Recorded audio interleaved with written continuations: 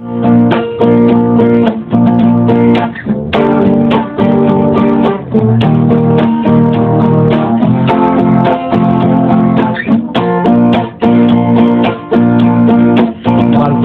KANEH JONGLE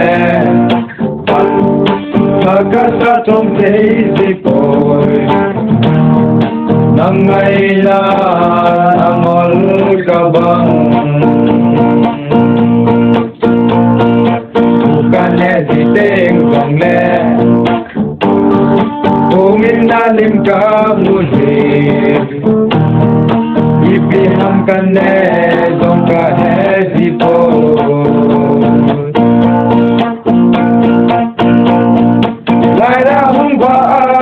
Kamon bayin namel kamuteng galung amo lai vanida kanalele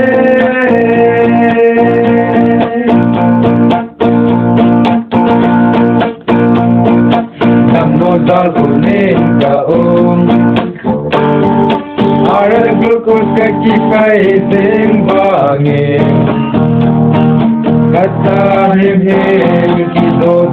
thelo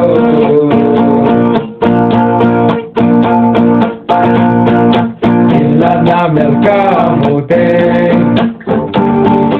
Aragukos ka ngai boy Tango nahi ka ORL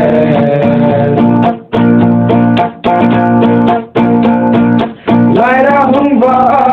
Kamon bayin namel kamuteng galung amo lai vanida kanalele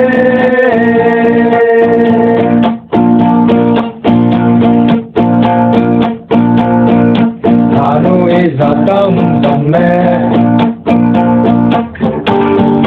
Kaidin kampol keneh Nanginin kolong kaule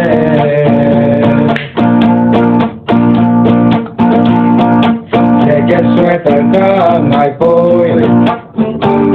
Kamure blanket nang nahi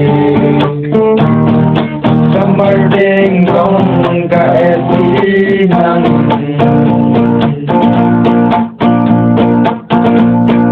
Daira hung ba